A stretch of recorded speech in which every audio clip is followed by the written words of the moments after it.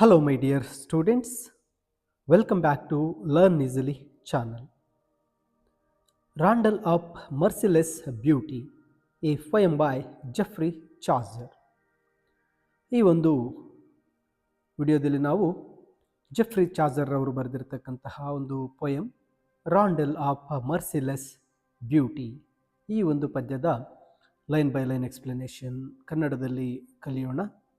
ಮತ್ತು ಈ ವಿಡಿಯೋನ ನೀವು ಸಂಪೂರ್ಣವಾಗಿ ಕೇಳಿ ಈ ಒಂದು ಸಮರಿ ಎಕ್ಸ್ಪ್ಲನೇಷನ್ ಕನ್ನಡದಲ್ಲಿ ಕಲಿತ ನಂತರ ಇಂಗ್ಲೀಷ್ ಸಮರಿಯ PDF ವಿಡಿಯೋದ ಡಿಸ್ಕ್ರಿಪ್ಷನಲ್ಲಿ ನೀಡಿರ್ತೇನೆ, ನೀವು ಡೌನ್ಲೋಡ್ ಮಾಡಿಕೊಳ್ಳಬಹುದಾಗಿರುತ್ತೆ.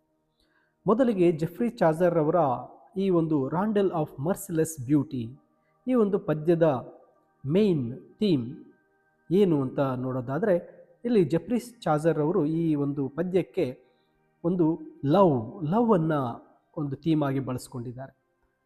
ಅಂದರೆ ಆ ಒಂದು ಪ್ರೀತಿಯ ತೀವ್ರತೆ ಮತ್ತು ಸೌಂದರ್ಯದ ಶಕ್ತಿಯನ್ನು ಇಲ್ಲಿ ಹೇಳ್ತಾ ಇದ್ದಾರೆ. ತಮ್ಮ ಪ್ರೇಯಸಿಯ ಕಣ್ಗಳು ಅತೀವ ಸೌಂದರ್ಯವು ಕವಿಯ ಮೇಲೆ ಎಂತಹ ಒಂದು ಪ್ರಭಾವವನ್ನು ಬೀರಿದೆ ಅಂದರೆ ಅದು ಆತನಿಗೆ ಒಂದು ರೀತಿಯ ಮಾರಣಾಂತಿಕ ಗಾಯದಂತೆ ಭಾಸ ಆಗ್ತಾ ಇದೆ. ಅಂದರೆ ತನ್ನ ಪ್ರೇಯಸಿಯ ಕಣ್ಣಿನ ನೋಟವು ಕವಿಗೆ ಒಂದು ಮಾರಣಾಂತಿಕ ಗಾಯದಂತೆ ಭಾಸ ಆಗ್ತಾ ಇದೆ. ಆಕೆಯ ಕಣ್ಗಳು ಅವನ ಶಾಂತ ಜೀವನವನ್ನು ಅಸ್ತವ್ಯಸ್ತಗೊಳಿಸಿವೆ ಮತ್ತು ಆ ನೋವಿಗೆ ತನ್ನ ಪ್ರೇಯಸಿಯ ಪ್ರೀತಿಯ ಮಾತುಗಳು ಮಾತ್ರ ಒಂದು ಮದ್ದು, ಒಂದು ಮೆಡಿಸನ್ ಆಗಬಲ್ಲವು ಎಂಬುದು ಇಲ್ಲಿನ ಆಶಯ, ಈ ಒಂದು ಪದ್ಯದ ಒಂದು ಮೇನ್ ಥೀಮ್. ಅಂದರೆ ಇಲ್ಲಿ ಜೆಫ್ರಿ ಚಾಜರ್ ಅವರು ತನ್ನ ಪ್ರೀತಿಯ ಒಂದು ಪ್ರೇಯಸಿಯ ನೋಟಕ್ಕೆ ಒಂದು ರೀತಿಯಾಗಿ ಮಾನಸಿಕವಾದಂಥ ಗಾಯವನ್ನು ಅನುಭವಿಸ್ತಾ ಇದ್ದಾರೆ. ಕೊನೆಗೆ ತನ್ನ ಪ್ರೀತಿಯು ಸಾವಿನ ನಂತರವೂ ಶಾಶ್ವತವಾಗಿರುತ್ತೆ ಅಂತಕ್ಕಂಥದ್ದನ್ನು ಇಲ್ಲಿ ಜೆಫ್ರಿ ಚಾಜರ್ ಅವರು ಈ ಪದ್ಯದ ಮೂಲಕ ತಿಳಿಸ್ಕೊಡ್ತಾ ಇದ್ದಾರೆ. ಬನ್ನಿ ಈ ಒಂದು ಸಾಲುಗಳನ್ನು ಕಲಿತಾ ನಾವು ಏನು ಹೇಳಿದ್ದಾರೆ ಅಂತ ನೋಡೋಣ. ಇಲ್ಲಿ ಮೊದಲ ಸಾಲುಗಳಲ್ಲಿ ಹೇಳ್ತಾರೆ, your two great eyes will slay me suddenly, their beauty shakes me who was once ಸೆರೆನ್.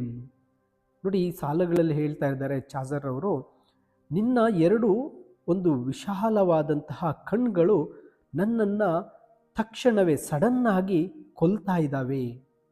ಒಮ್ಮೆ ಶಾಂತವಾಗಿದ್ದಂತಹ ನನ್ನ ಮನಸ್ಸು ಆ ನಿನ್ನ ಕಣ್ಗಳ ಸೌಂದರ್ಯದಿಂದ ನಡುಗುವಂತೆ ಆಗಿದೆ ಅಂತ.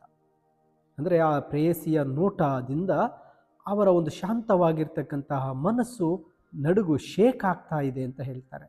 ಕವಿ ತನ್ನ ಪ್ರೇಯಸಿಯ ಕಣ್ಗಳ ಸೌಂದರ್ಯಕ್ಕೆ ಎಷ್ಟು ಮಾರು ಹೋಗಿದ್ದಾರೆ ಅಂದರೆ ಆ ಕಣ್ಗಳ ನೋಟವು, ಆ ಒಂದು ಪ್ರೇಯಸಿಯ ನೋಟವು ಆತನ ಹಳೆಯ ಶಾಂತ ಜೀವನವನ್ನು ಒಂದು ರೀತಿ ಅಸ್ತವ್ಯಸ್ತಗೊಳಿಸಿ ಆತನನ್ನು ಪ್ರೇಮ ಪಾಶದಲ್ಲಿ ಸಿಲುಕಿಸುವಂತೆ ಮಾಡಿದೆ ಅಂತ ಇಲ್ಲಿ ವರ್ಣಿಸಿ ಹೇಳ್ತಾ ಇದ್ದಾರೆ. Straight through my heart the wound is quick and keen, only your word will heal the injury. ನೋಡಿ, ಆ ನೋಟದಿಂದ ನನ್ನ ಹೃದಯದ ಮೂಲಕ ಅದು ನೇರವಾಗಿ ನನ್ನ ಹೃದಯಕ್ಕೆ ಒಂದು ಗಾಯವನ್ನು ಉಂಟು ಮಾಡಿದೆ ಮತ್ತು ಆ ಗಾಯ ತುಂಬ ತೀಕ್ಷ್ಣವಾಗಿದೆ.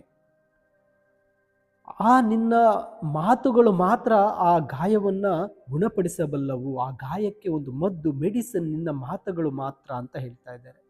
ಪ್ರೀತಿಯ ನೋವು ಒಂದು ಆಳವಾದ ಗಾಯದಂತಿದೆ.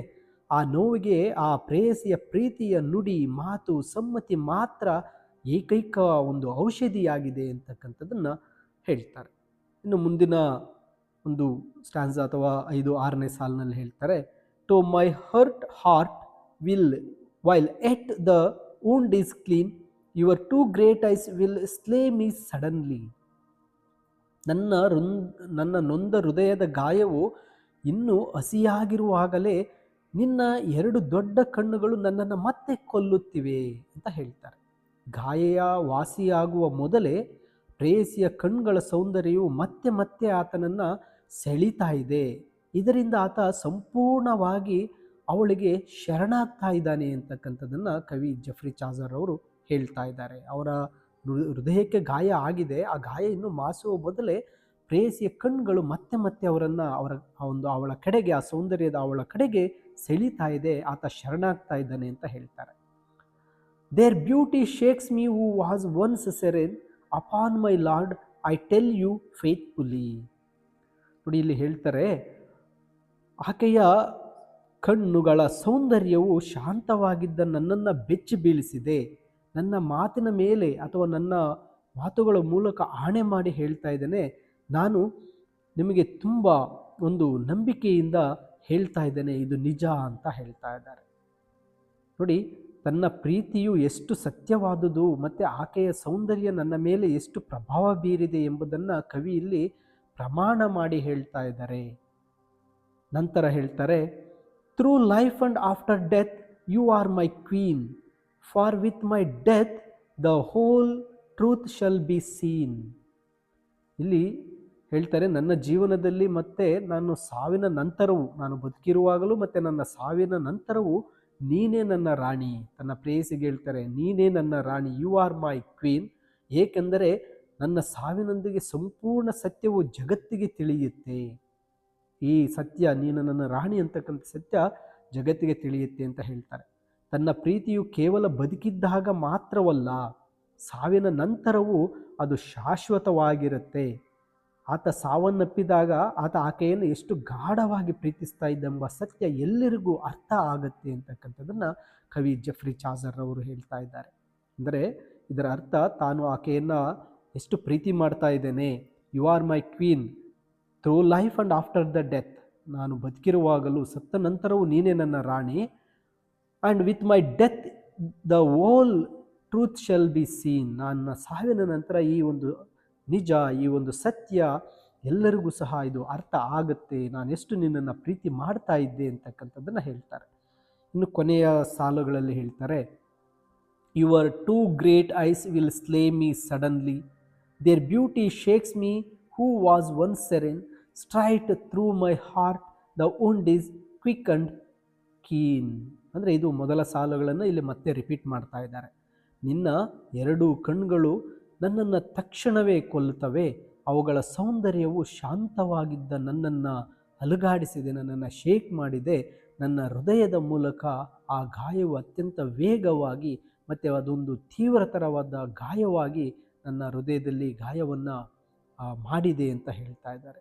ಅಂದರೆ ಈ ಪದ್ಯದ ಕೊನೆಯಲ್ಲಿ ಮೊದಲ ಸಾಲುಗಳನ್ನೇ ಮತ್ತೆ ಅವರು ರಿವೈಂಡ್ ಮಾಡಿ ಹೇಳ್ತಾ ಇದ್ದಾರೆ, ಪುನರಾವರ್ತನೆ ಮಾಡಿ ಹೇಳ್ತಾ ಇದ್ದಾರೆ. ಕವಿ ತನ್ನ ಈ ಸಾಲುಗಳನ್ನು ಮತ್ತೊಮ್ಮೆ ಹೇಳ್ತಾ ಇರ್ತಕ್ಕಂಥದ್ದು ಆ ಪ್ರೀತಿಯ ತೀವ್ರತೆ ಎಷ್ಟಿದೆ ಅಂತಕ್ಕಂಥದ್ದನ್ನು ಇಲ್ಲಿ ಪುನರಾವರ್ತಿಸಿ ಹೇಳ್ತಾ ಇದ್ದಾರೆ. ಮತ್ತೆ ಆ ಸಾಲುಗಳನ್ನು ಹೇಳ್ತಾ ಇದ್ದಾರೆ.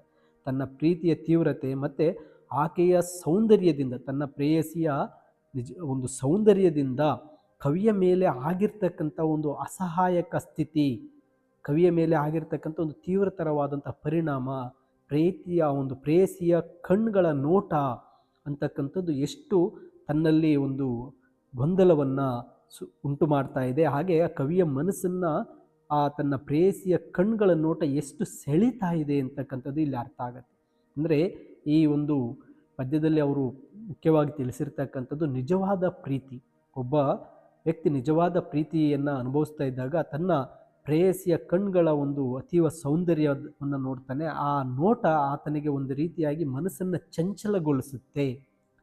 ಆ ಚಂಚಲಗೊಳಿಸ್ತಕ್ಕಂಥದ್ದು ಹೇಗಿರುತ್ತೆ ಅಂದರೆ ಅವನ ಒಂದು ಹೃದಯದಲ್ಲಿ ಒಂದು ನೋವನ್ನು, ಒಂದು ಗಾಯವನ್ನು ಉಂಟು ಮಾಡುತ್ತೆ ಆ ಕಣ್ಣುಗಳ ನೋಟದಿಂದ.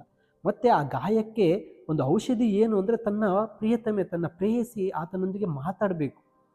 ಆ ಮಾತುಗಳೇ ಆ ಒಂದು ಗಾಯಕ್ಕೆ ಒಂದು ಔಷಧಿಯಾಗತ್ತೆ. ಅವಳ ನೋಟ, ಅವಳ ಸೌಂದರ್ಯದಿಂದ ಮನಸ್ಸಿನಲ್ಲಿ ಆಗಿರ್ತಕ್ಕಂಥ ಚಂಚಲತೆಯ ಗಾಯಕ್ಕೆ ಆಕೆಯ ಮಾತುಗಳೇ ಔಷಧಿಯಾಗತ್ತೆ ಅಂತ ಹೇಳ್ತಾ, ಕೊನೆಗೆ ತನ್ನ ಪ್ರೀತಿಯು ತಾನು ಬದುಕಿರುವಾಗಲೂ ತನ್ನ ಸಾವಿನ ನಂತರವೂ ಸಹ ಈ ಪ್ರೀತಿ ಶಾಶ್ವತವಾಗಿರುತ್ತೆ ಅಂತಕ್ಕಂಥದ್ದನ್ನು ಕವಿ ಜೆಫ್ರಿ ಚಾಜರ್ ಅವರು ಈ ಒಂದು poem Randall of merciless beauty ಈ ಪದ್ಯದ ಮೂಲಕ ತಿಳಿಸಿರ್ತಾರೆ. ಡಿಯರ್ ಸ್ಟೂಡೆಂಟ್ಸ್, ಈ ಒಂದು ಕನ್ನಡ ಎಕ್ಸ್ಪ್ಲನೇಷನ್ ನಿಮಗೆ ಅರ್ಥ ಆಗಿದೆ ಅಂತ ಭಾವಿಸ್ತೇನೆ.